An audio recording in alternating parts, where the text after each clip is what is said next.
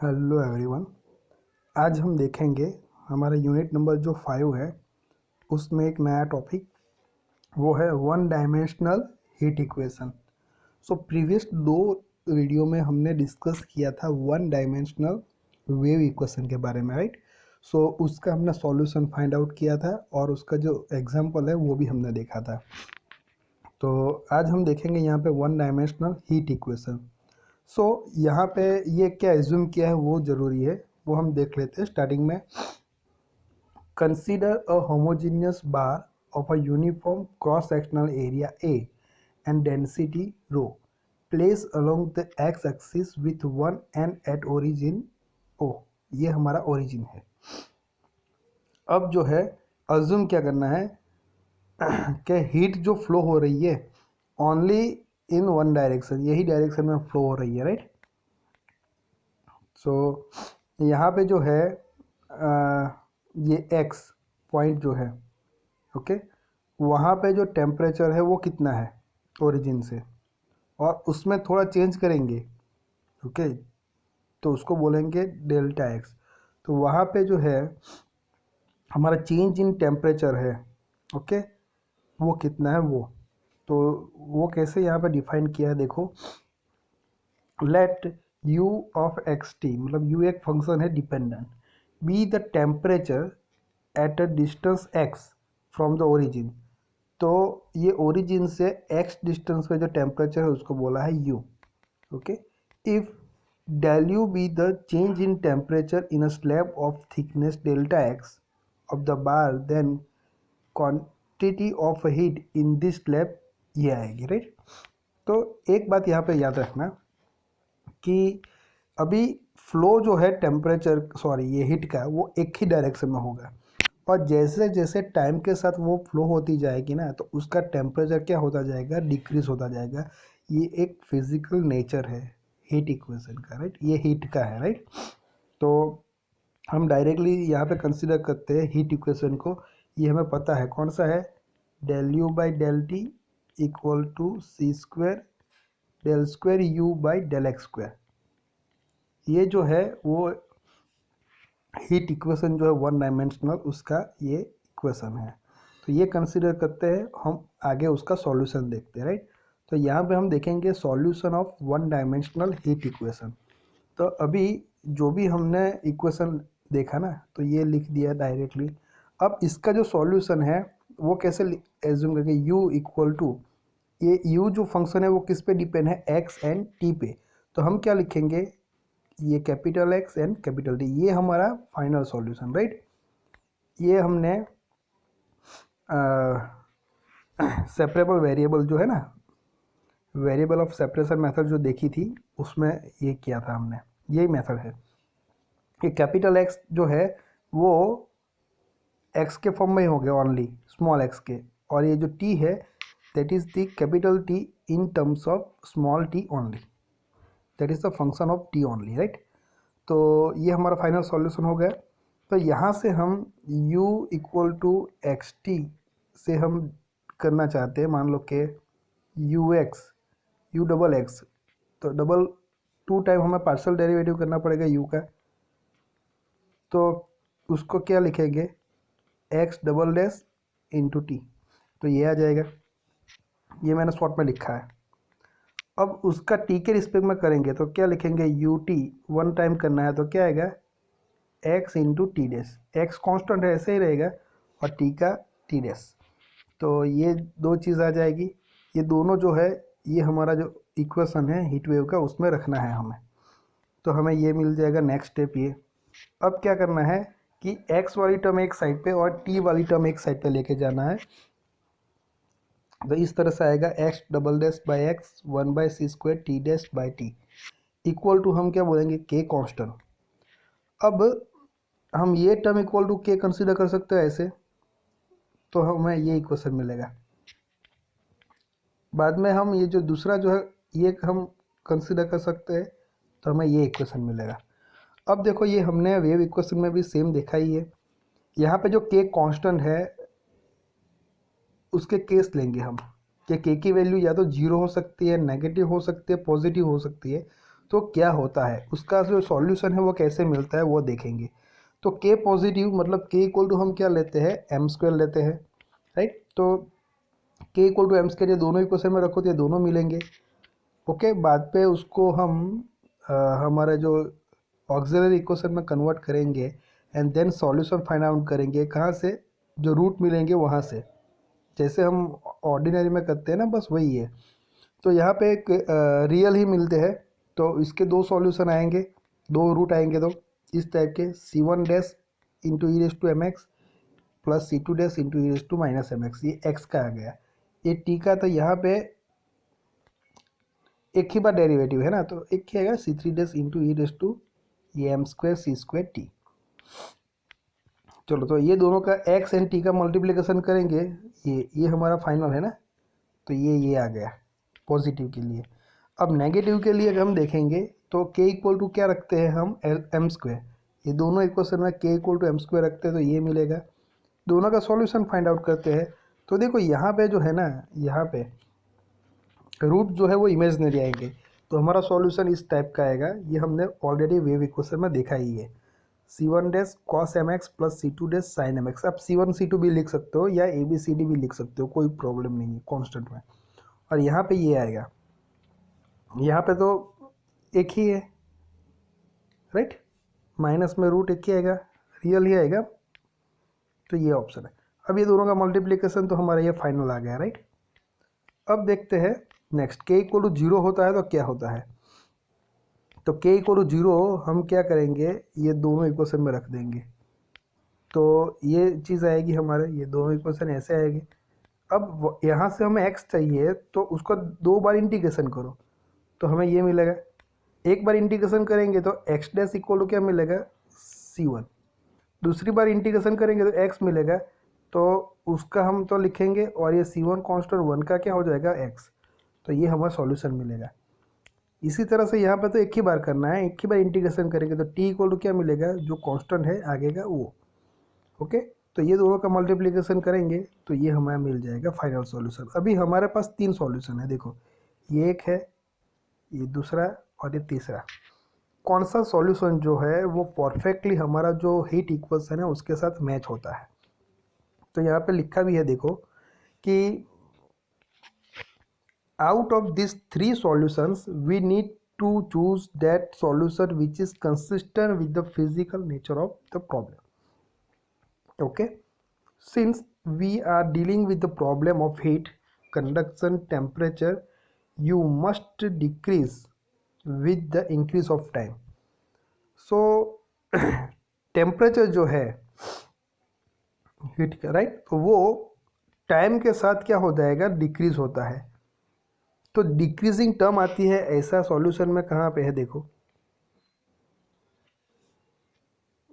ये है, देखो ये है ना, यहाँ पे ये डिक्रीजिंग टर्म नहीं है, ये डिक्रीजिंग टर्म है, देखो, और ये इनके साथ मल्टीप्लाई है, यहाँ पे तो है ही नहीं, राइट। तो हमारा जो है परफेक्ट सॉल्यूशन जो आएगा वो कौन सा आएगा, ये सेकंड, जब हम k equal to minus m square लेते हैं वो वाला। तो ये आ गया। अब क्या करते हैं हम, यहाँ पे ये c3 डैश जो है ना उसको मल्टीप्लाई कर देंगे, तो ये c1 dash and c2 dash से मल्टीप्लाई हो जाएगा, तो क्या होगा, c1 dash c3 dash c2 dash c3 dash, right. उसकी जगह पे और कांस्टेंट का नाम दे देते हैं a एंड b। यहाँ पे क्या लिखा है, c1 एंड c2 लिखा है, तो यहाँ पे ये c3 यहाँ पे मल्टीप्लाई हो गया, c1 dash and c3 dash की जगह पे क्या लिखा, c1 and c2 dash c3 dash की जगह पे क्या लिख दिया, c2। गेटिंग। चलो, अब जो नीचे जो कंडीशन दी है ना वो इम्पोर्टेंट है, क्या है, transient solution. The solution is known as a transient if u decrease as t increase. Same हमने बोला वो कि ट्रांजिएंट सॉल्यूशन कब आएगा, जब टाइम टी जब इंक्रीज होगा और यू जो है हमारा टेम्परेचर वो डिक्रीज होगा। दूसरा जो है वो है steady state condition. Okay, end में है कि a condition is known as a steady state if the dependent variable are independent of the time. मतलब जो है टाइम पे डिपेंड नहीं करेगा यू जो है वो, तो वो कंडीशन को क्या बोलते हैं, स्टेडी स्टेट कंडीशन, राइट। तो ये मैंने बहुत स्पीड से बताया क्योंकि ऑलरेडी वेव इक्वेशन में ये प्रोसीजर की है, प्लीज़ थोड़ा बहुत चेंजेस है, राइट। यहाँ पे ये 2 डेरिवेटिव है, यहाँ पे एक ही आया, राइट। बस इतना ही चेंजेस है, इसी वजह से थोड़ा बहुत जो सॉल्यूशन है उसमें चेंजेस आ रहा है। ओके, तो एक एग्जांपल है वो हम देखते हैं स्पीड से, वो भी कि using the separable variable technique, okay, find the acceptable general solution to the one dimensional heat equation. ये दिया ही है, नहीं दिया है तो हमें लिखना है। Okay, and find the solution satisfying the condition. ये कंडीशन जो दी है, okay, boundary condition and initial condition, उसको सेटिस्फाइड करे ऐसा सॉल्यूशन हमें फाइंड करना है। किसका? वन डायमेंशनल हीट इक्वेशन का, राइट। तो पहले तो ये हीट इक्वेशन लिख देते हैं हम, उसका सॉल्यूशन अज्यूम कर लेते हैं। पहले u इक्वल टू क्या आएगा? Capital X3। Separable variable use करनी है तो बस ऐसे ही यहाँ पे del square u by del x square, 2 बार x के रिस्पेक्ट में डेरिवेटिव करेंगे तो उसका आंसर क्या आएगा? x डबल डैश टी, ये वाला। और एक बार t के रिस्पेक्ट में करेंगे तो del u by del t equal to क्या आएगा? x टी डैश, ये आएगा। इसमें रख दो, यहाँ पे रख दो, तो ये इक्वेशन मिलेगा। x वाली टर्म को एक साथ, t वाली टर्म को एक साथ लिखो तो ये मिलेगा। इक्वल टू हम एज्यूम कर लेंगे यहाँ पे k। So k equal to हम बाद में लेते ही है ना, नेगेटिव के लिए हमें मिलता है तो माइनस एम स्क्वायर लेते ही है। तो डायरेक्ट यहाँ पे क्या लिख दिया है? माइनस एम स्क्वायर की जगह पे माइनस के स्क्वायर। आप m लिखना चाहते हो तब भी आप लिख सकते हो, राइट। तो डायरेक्ट लिख दिया। तो हमें जीरो, नेगेटिव, पॉजिटिव के लिए बात नहीं करनी है। नेगेटिव के लिए जो हमें प्रॉपर आंसर मिला ना, अभी अभी हमने देखा, राइट, सॉल्यूशन, बस वही देना है। अब डायरेक्ट भी लिखना चाहते हो तो लिख सकते हो। ये प्रोसीजर जो है वो ऑलरेडी हमने थियोरी में देखी है, तो आप नहीं भी करोगे, डायरेक्ट भी कंसिडर कर लो तो चलेगा। मार्क्स देखना कितने मार्क्स में है एग्जाम्पल, राइट। चलो, तो ये equal to minus k square, तो ये term equal to minus k square मतलब ये आएगा। और ये x double dash by x equal to minus k square, तो ये टर्म आएगा। तब देखो इनको इस तरह से लिखेंगे, वहाँ से हम ऑक्सिलरी इक्वेशन लिखेंगे और उसका इक्वल टू जीरो करेंगे और डी की जगह पे एम रखेंगे। तो एम जो रूट आएगा वो क्या आएगा? इमेजनरी आएगा, तो उसका एक्स का सॉल्यूशन ये आएगा और यहाँ पे टी का सॉल्यूशन हमें ये मिलेगा। सिंपली बात है, राइट, ये जो ऑलरेडी हमने देखा है। सो फाइनल सॉल्यूशन हमारा कौन सा आएगा? ये दोनों का मल्टीप्लिकेशन, तो ये आ गया। देखो ये वाला पहले। अब देखो यहाँ पे क्या करना है, इस C1 को C2 और C3 के साथ अंदर मल्टीप्लाई कर दो ब्रैकेट के अंदर। तो C1 C2 आएगा तो उसकी जगह पर क्या, एक ही कांस्टेंट लिखो A, एंड C1 C3 आएगा तो उसकी जगह पे B ही लिखना है, राइट। यहाँ पे लिखा ही है। तो बस जैसे हमने अभी अभी किया ना थियरी में, बस वैसे ही प्रोसीजर है। देखो ये जो हमने किया ना, ये सब कुछ, ये बस वही बताया है, सिर्फ ये केस के लिए, k इक्वल टू नेगेटिव के लिए, राइट। तो ये वाला तो सेम रहेगा और इतना आएगा, बस इतना है। और ये पोर्शन, तो इतना हो गया। अब हमें कंडीशन लेनी है, तो पहली कंडीशन कौन सी है? देखो ये u of zero t equal to u of pi t equal to zero. तो टाइम t है लेकिन x की वैल्यू जब जीरो है एंड x इक्वल टू जब पाई भी है तब t कितना है? जीरो। तो पहले ये कंडीशन लेंगे, बाद में ये कंडीशन, राइट। सो पहले कंडीशन में क्या आएगा? x इक्वल टू जीरो रखेंगे और u का आंसर भी क्या आएगा? तब जीरो आएगा। फंक्शन का आंसर भी क्या आता है? ये u का आंसर भी ये जीरो। ये कंडीशन हम रखते हैं, राइट। तो देखो ये जो हमारा सॉल्यूशन आया ना, वहाँ पे हमें रखना है। तो जीरो रखेंगे तो ये तो पूरा जीरो हो जाएगा, ये वाला टर्म। तो देखो साइन जीरो हो जाएगा, कॉस जीरो होगा तो कॉस जीरो वन हो जाएगा। तो बाकी क्या रहेगा हमारे पास? इतना। और लेफ्ट साइड यू है वो भी जीरो, इतना रहेगा। तो जो कांस्टेंट ए है हमें वही फाइंड करना है। कांस्टेंट ए क्या मिलेगा? जीरो मिलेगा। तो कांस्टेंट ये जो हमारा फाइनल सॉल्यूशन है उसमें ये ए एंड बी हमें फाइंड करना है। तो ये क्या मिला? जीरो मिला, तो उसको यहाँ पे रख दो ये इक्वेशन नंबर 2 में। तो ये पूरा जीरो हो जाएगा, बाकी क्या रहेगा? बस इतना। और लेफ्ट साइड क्या रहेगा? जीरो। बस इतना आ गया। अब देखो दूसरी कंडीशन रखते हैं। यहाँ पे तो ये लिखा डायरेक्ट लिख दिया है। दूसरी कंडीशन में भी यही है कि जब x रखेंगे हम, ओके, x की जगह पे पाई रखेंगे, यहाँ पे ये कंडीशन देखो, ये दूसरी वाली, तभी u कितना है? जीरो ही है, ओके। तो देखो x की जगह पे पाई, तो यहाँ पे ये तो जीरो ही हो जाएगा, ये जीरो, तो ये लेफ्ट साइड जीरो, यहाँ पे अब x की जगह पाई तो k पाई आएगा। अब जीरो किसको करेंगे, ये जो एक्सपोनेंशियल टर्म है उसको तो जीरो नहीं कर सकते, उसको जीरो करने जाएंगे तो हमारा पूरा सॉल्यूशन जीरो हो जाएगा, राइट। तो करेंगे क्या, तो ये जो साइन के पाई है ना उसको कुर्बानी देनी पड़ेगी, इक्वल टू जीरो कर देंगे। तो साइन के पाई इक्वल टू जीरो, तो जीरो की जगह पे हम लिख सकते हैं साइन एन पाई। तो साइन साइन निकल जाएगा तो क्या आ जाएगा, k pi equal to n pi. That means k equal to क्या आ जाएगा, एन। सो के की जगह पे हम क्या रखेंगे, अभी एन रखेंगे, राइट। तो देखो यहाँ पे लिखा है के की जगह पे यहाँ पे हम एन रख देंगे, तो ये इक्वेशन आ जाएगा हमारा final solution, U equal to B E raise to minus N square C square T sine N pi. अब क्या करेंगे, N equal to 1 2 3 up to आगे आता जाएगा इन्फाइनाइट तक, और उसको ऐड करेंगे इस सॉल्यूशन का। तो ओके, तो यहाँ पे हम उसको इस तरह से जनरल सॉल्यूशन जो है वो इस तरह से लिख सकते हैं, U of x T equal to summation हम N equal to 1 to infinity, और ये जो है उसको हम लिख देंगे बी एन, वो एन पे डिपेंड करेगा, इसीलिए ई रेस टू ये जो पूरी टर्म है वो तो सेम ही रहेगी। तो ये हमारा जो है वो जनरल सॉल्यूशन आ गया। अभी यहाँ पे हमें क्या चाहिए, सिर्फ बी एन की वैल्यू चाहिए, तो हमारा आंसर आ जाएगा। सिर्फ हमें कांस्टेंट फाइंड करना है, तो ए का तो ख़त्म हो गया, दो कंडीशन यूज़ कर दी। अब हमारी जो लास्ट कंडीशन है वो यूज़ करेंगे यहाँ पे। कौन सी कंडीशन है, देखो ये वाली, जब टी इक्वल टू जीरो होगा टाइम, तब ये जो u की वैल्यू क्या हो जाएगी, pi minus X, zero to pi के बीच में, राइट। तो यही है, ये दिया हुआ है। तो ये जो इक्वेशन है उसमें हम क्या करेंगे, अभी t इक्वल टू जीरो रखेंगे और u इक्वल टू क्या रखेंगे, पाई माइनस एक्स।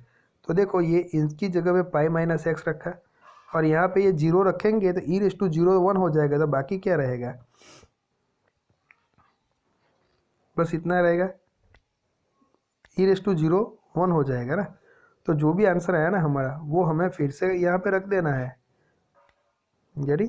तो देखो ये pi minus x equal to क्या आएगा, b n sine N x, ये जो एक्सपोनेंशियल टर्म है उसके जगह पे वन आ जाएगा।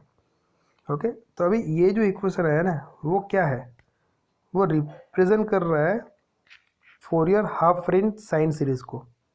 चलिए साइन सीरीज है फोरियर हाफ रेंज, तो वहाँ से हम बी एन क्या लिख सकते हैं, बी एन इक्वल टू ये हमने वेव इक्वेशन में भी देखा था, 2/पाई integration from zero to pi F X sine N X D x.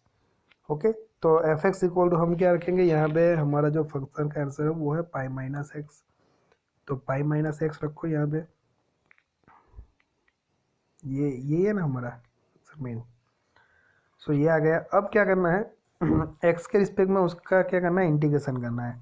तो पाई माइनस एक्स को ऐसे रखो यू, मतलब इनका इंटीग्रेशन क्या हो जाएगा, minus cos n x divide by क्या करना पड़ेगा, एन, माइनस प्लस के बाद माइनस, और उसका क्या आएगा, डेरिवेटिव करना है उसका, तो जीरो माइनस वन आएगा, तो माइनस वन लिखेंगे यहाँ पे।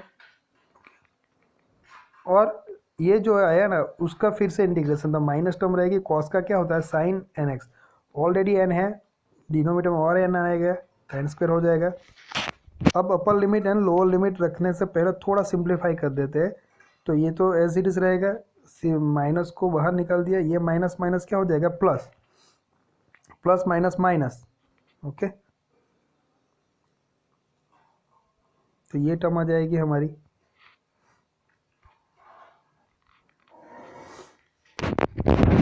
तो अब पाई रखेंगे माइनस के बाद में जीरो रखेंगे, तो आंसर क्या आता है हमारा, ये आता है, थोड़ा आप चेक कर लीजिएगा।